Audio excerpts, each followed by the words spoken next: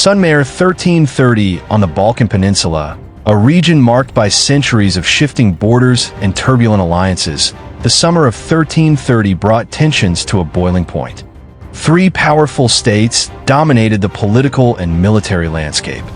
The Kingdom of Serbia, ruled by the cautious but capable king Stefan Dečanski. The Bulgarian Empire, under the ambitious and unpredictable Tsar Shishman. And the Byzantine Empire, weakened but still dangerous, recently emerging from yet another destructive civil war. In Constantinople, the power struggle within the Byzantine Empire had recently come to a dramatic close. The young and energetic Andronikos III Palaiologos had seized the throne after a brutal conflict with his grandfather Andronikos II, whose rule had become increasingly unpopular.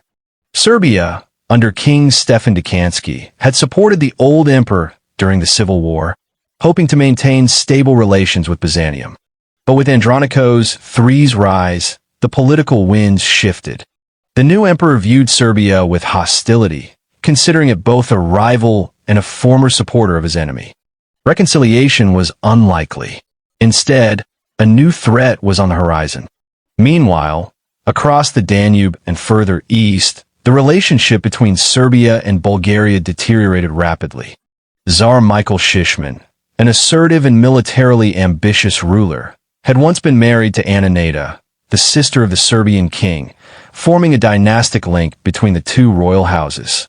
But in a bold and politically motivated move, Shishman divorced Anna, sending her and their children away from his court.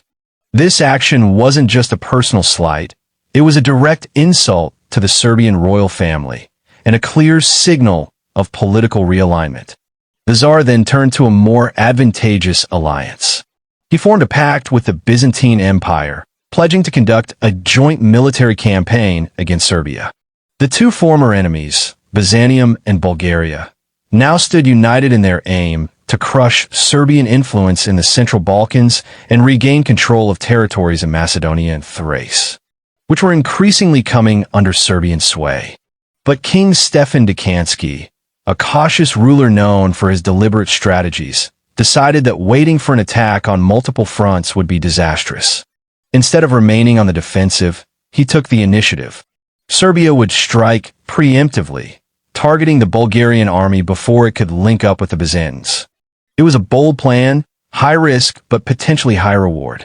By breaking the alliance between his enemies before they could unite on the battlefield, Stefan Dečanski hoped to save his kingdom from invasion. Thus, in late July of 1330, the Serbian army, around 15,000 strong, began its march towards the Bulgarian frontier. Their objective was to intercept the Bulgarian forces before they could join the Byzantines. The army was organized efficiently. Cavalry in the front ranks, ready for swift offensive maneuvers, and infantry behind, providing ranged and close-quarter support. Among them was the young and ambitious King Dušan, son of Stefan Dečanski, who was already gaining a reputation as a fierce warrior and skilled commander. The Bulgarian army, under Tsar Shishman, had assembled a force of similar size, also around 15,000 soldiers, made up of heavy cavalry, infantry, and foreign mercenaries. Both armies were experienced and well-prepared, though perhaps not equally disciplined or united in command. On July 28, 1330, the two forces met near the town of Velbazhd, known today as Kyustendil, in western Bulgaria. The terrain was rough and dry. Summer heat scorched the hills, and supplies were running low. The Bulgarian army, believing they had more time to wait for reinforcements from their Byzantine allies, did not expect an immediate engagement. In fact, historical sources suggest that they had agreed to a temporary truce with the Serbs, planning to rest and regroup. But the Serbian side had other plans.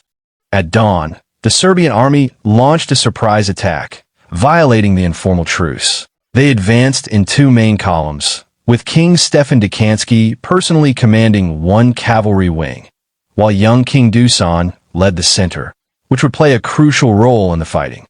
The Serbian cavalry charged first, slamming into Bulgarian positions with devastating force.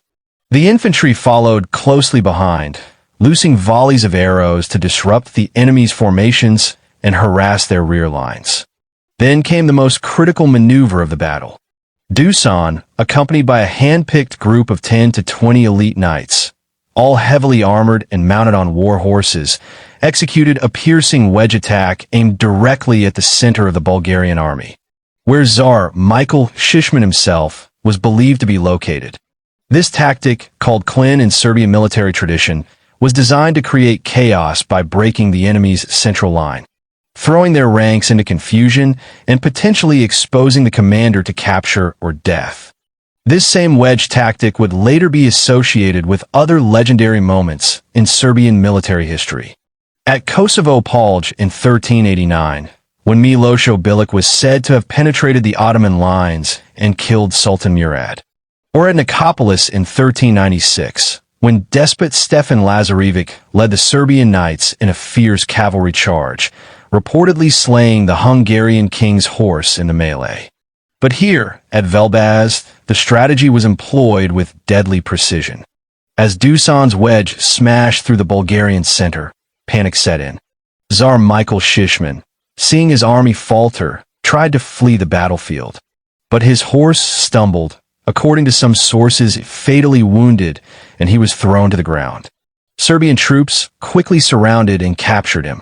In the chaos that followed, the most widely accepted accounts suggest that young Dušan himself killed the Bulgarian Tsar, perhaps in the heat of combat or as an act of political calculation. With their leader dead, the Bulgarian army collapsed. Confused, disorganized, and demoralized, they scattered across the hills. Many were slain or captured. The expected Byzantine reinforcements, upon hearing of the Bulgarian defeat and the death of Michael Shishman, retreated. Emperor Andronikos III, unwilling to risk a confrontation with a now victorious Serbian army, abandoned the alliance and shifted his focus elsewhere, consolidating power in the south. The aftermath of the battle was as significant as the fighting itself. Serbia gained valuable new territories, including the strategic city of Niš, which became a crucial administrative and military center. More symbolically, Serbia placed a relative of King Stefan, young John Stefan, on the Bulgarian throne, temporarily extending Serbian political influence eastward. Though this move was short-lived, it underscored the extent of Serbian power in the region. Yet despite this stunning victory, all was not well within Serbia. Many members of the Serbian nobility were dissatisfied with King Stefan Dečanski's leadership. Though victorious, he remained cautious, choosing not to push further into Bulgarian territory or assert permanent dominance over the weakened empire.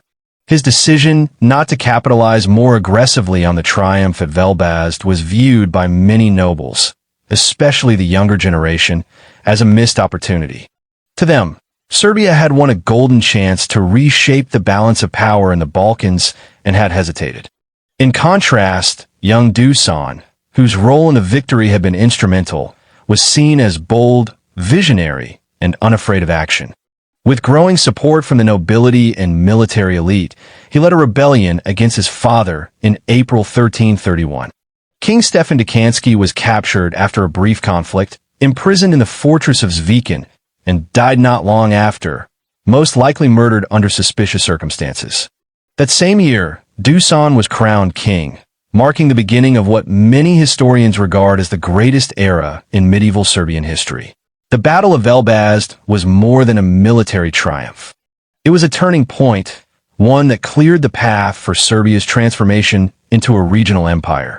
The battle showcased Serbia's ability to conduct complex military campaigns, overcome multi-front threats, and execute elite battlefield tactics.